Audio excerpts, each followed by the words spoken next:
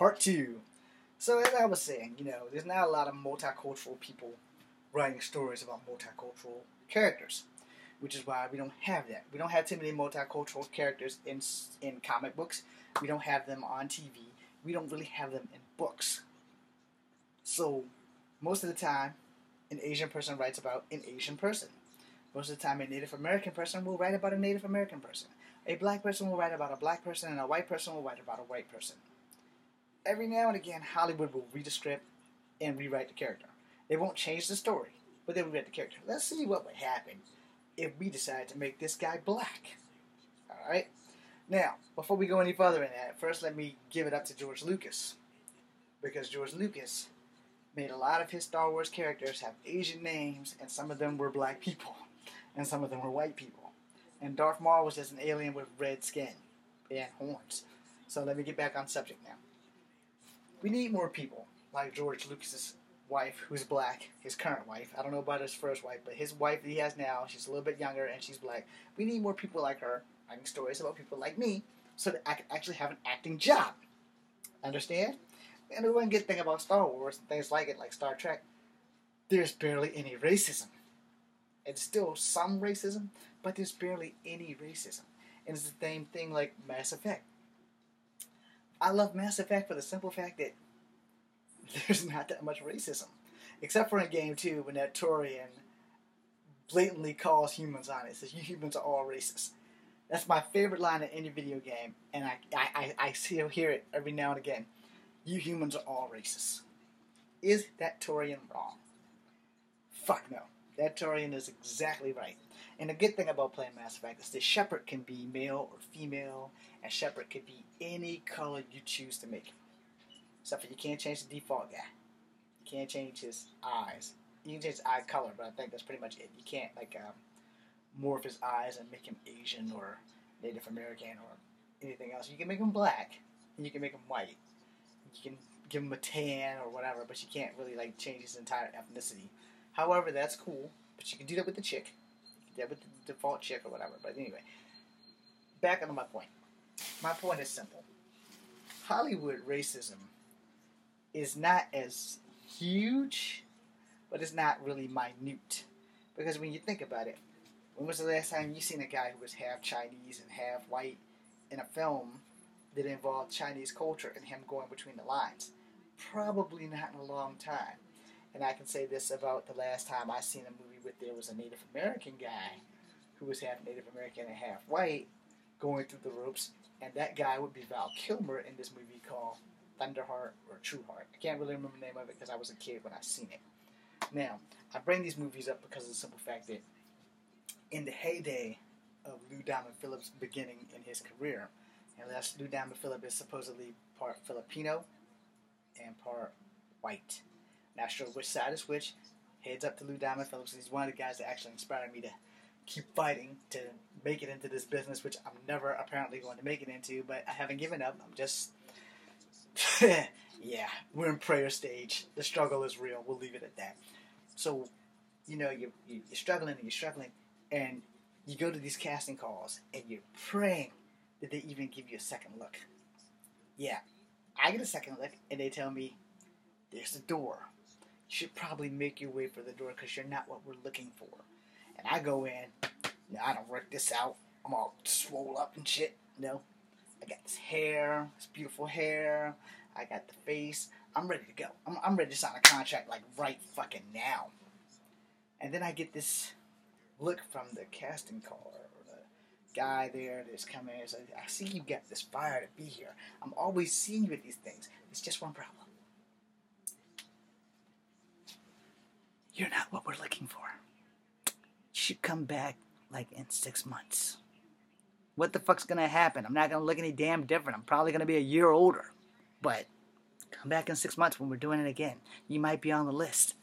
And I mean, this guy, the last guy I talked to when he went to the Army, this is the last casting call that I have ever been on.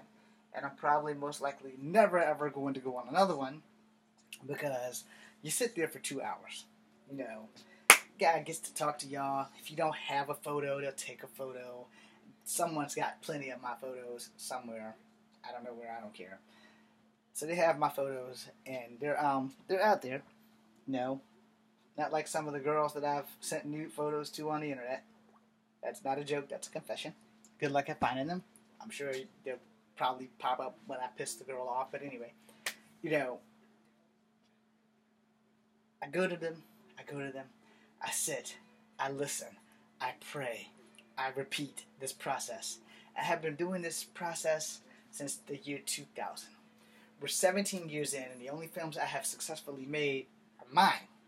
Now, granted, I only have 21 followers, which I thank you all very much. That's all I have is 21 followers. I don't have the 2,000 and whatever you need, excuse me, for YouTube to actually offer you a partnership where you can make money.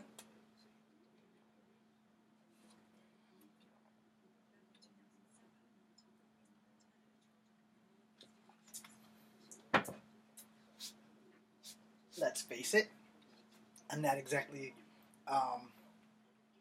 Tiger Woods handsome. I'm not Dwayne "The Rock" Johnson handsome. Hell, let's go out and say it all the way out. I'm damn right fucking ugly. But I'm okay with being ugly. Because I've had to accept it. And I also, at one point in my life, I was actually a little bit uglier than this when I burnt off about 3/4 of my face. So, I'm not exactly happy, but I'm not exactly sad. I could be a lot uglier. But I had all of this. All of that. Like a whole handful of my face. Like right there. Burnt off. Still got some on my arm. You can barely see it now because time does heal most of the wounds. I have some on my shoulder. And hot antifreeze and water is not fun. First degree burns are not fun. Getting basically body slammed on a gurney isn't fun either, but thank you, Suffolk County General. Not thanking you for the times you charged me 3 times and my health insurance company was really dicking me over, but anyway. So, I have been uglier, and I'm okay with my ugly. So, when I go to these casting calls and they're sitting there like, you're not what we're looking for. You know why you're not what they're looking for? It's not because you can't act. It's not because you don't have the desire to be ready to do what you need to do to get there. It's because there are not enough people like me behind the scenes writing these stories. Now, I've got a ton of computer disks with stories written on it just for me. Here's where my problem lies, in truth. Truth is, I don't have the revenue to pay actors. I don't have a studio, because if I had a studio, that's where my ass would be right now at 12:16 in the a.m. I would still be working. I would work 3 days straight making a film without sleep just to make sure that I get this shit done. Because that's how much I want to do this. But again, if I'm not making my own movies, I will never be making movies because no one in Hollywood is multicultural. There's some black people working there, so they'll write some black characters, but they're not going to get me the job because, unfortunately, I don't look black enough. Like I said, the only black feature you can look at me and tell would probably be my nose. There are white people there. So unless they write in a multicultural character for Days of Our Lives, and Days of Our Lives bang down my damn door, which I'm sure they're not going to do that. As much as I love Days of Our Lives, I'm probably never, ever, ever, ever going to get a job there. And as great as that would be, as much as I would love it, who could I play? I'm a 43-year-old man. Who are you going to sign me? Yeah, I don't look 43 to most of you. But that does not change the fact that I'm 43. If they're going to make me play a teenage kid, I'm down. I think I can pass for 25. I think. I'm not sure if I can pass for 25. But anyway, it's been a long time since I've been 25. Like 20 some odd years ago. But, you know, I've aged gracefully. And there's just not enough writers to write characters for me. If Hanna-Barbera decided to make a Pirates of Dark Water movie, yes, I would dye this shit blonde if they let me play Ren. They'd have to teach me how to sword fight because I only know how to work like ninja weapons and Chinese kung fu weapons. Outside of that, I've never been too big on swords. I have a katana, but I'm more of a wooden type guy. I do have sais. They're my favorite metal weapons, but they're kind of dangerous. I also have kamas. again, they're kind of dangerous, so I would much rather use wooden weapons. But, you know, hey, sword fighting, if you teach me how to fence, I can do the rest. Now, let's say the guys that made He-Man decided to make a Brave Star movie because they also made Brave Star. I can fit into Brave Star's shoes. There's just one teensy tiny problem. They're going to give it to The Rock. Why are they going to give it to The Rock? Because Brave Star's 6 feet tall, and I'm 5'3". So I would probably get to play one of those prairie dog people, which, again, I'm okay with that. Because, you know what? I will be working. And that's the problem with a lot of actors. You get too big for your britches, and you don't want to do the fucking job that is given to you. Now, I'm willing to do any kind of job. I'm not really willing to play gay, but, you know, I guess if that's all I can get, I'll take it. But we're going to have some stimulating clause in my contract. No love scenes with other dudes. Not an option. I'll be willing to kiss a guy. As long as we get some of these things right here. If I can open up the damn thing. We got plenty of these Tic Tac thingies. These Altoids. Whatever. And a lot.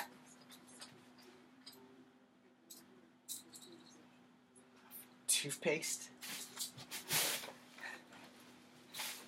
Mouthwash. You know.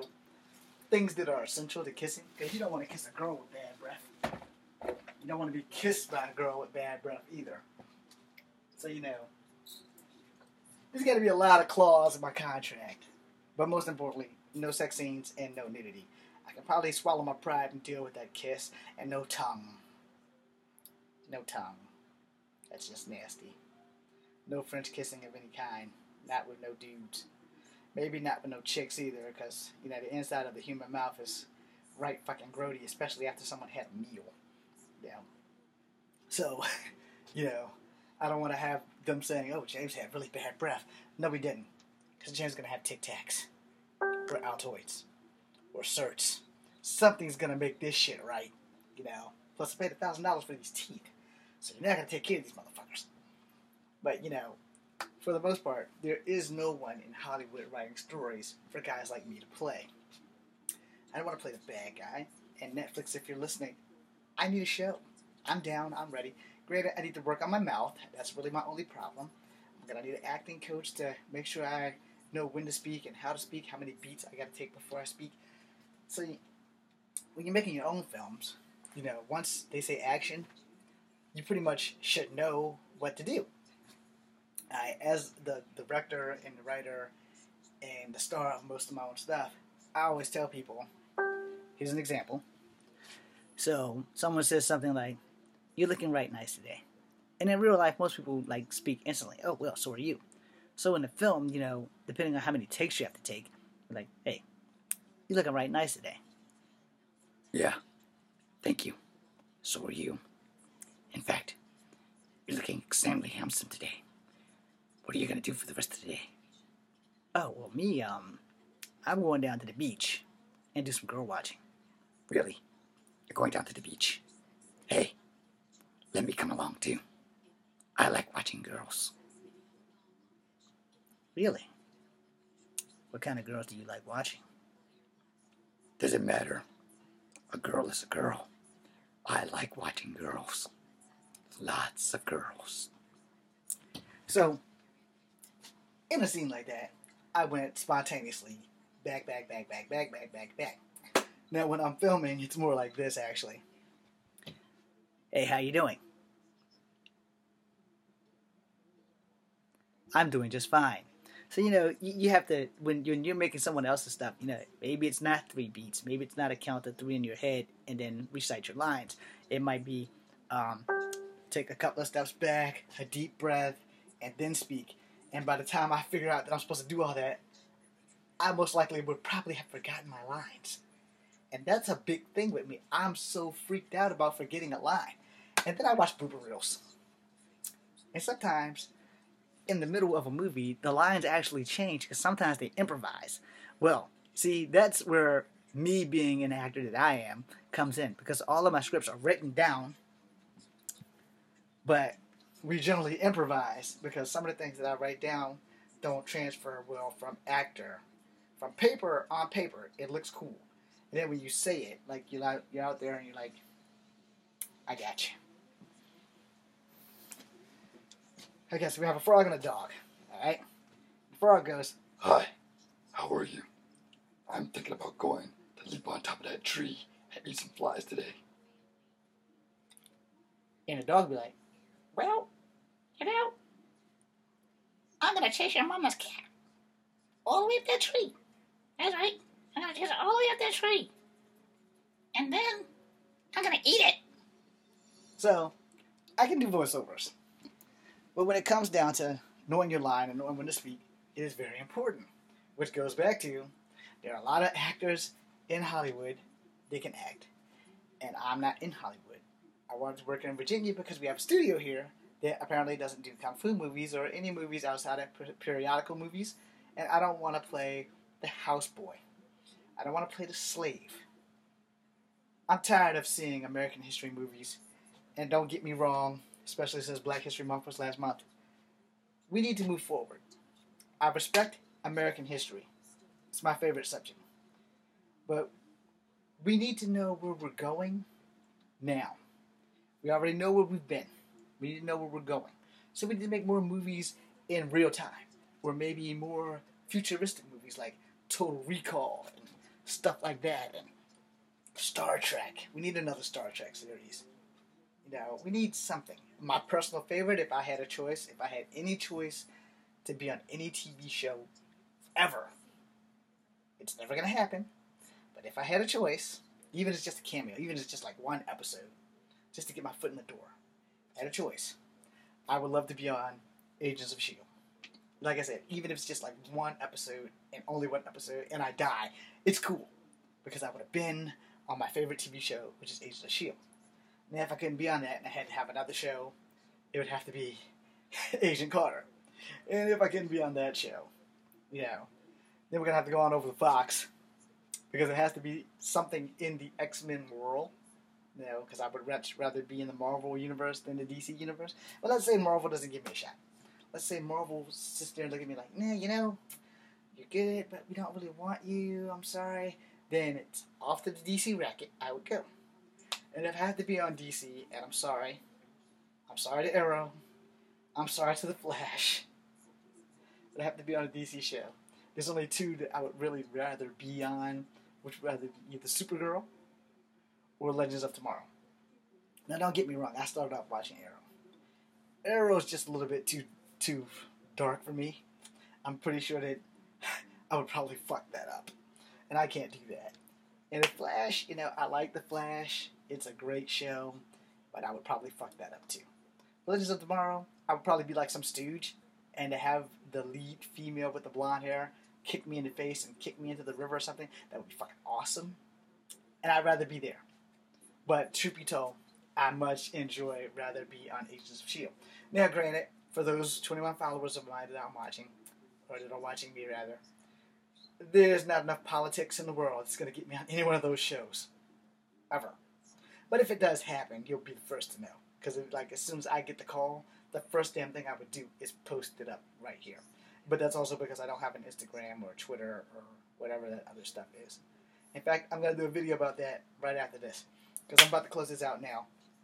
And I'm closing this out with the simple. Hollywood, if you're out there, if you're listening, there are many of multicultural people who need a multicultural actor or actress who's actually multicultural and not just one or the other.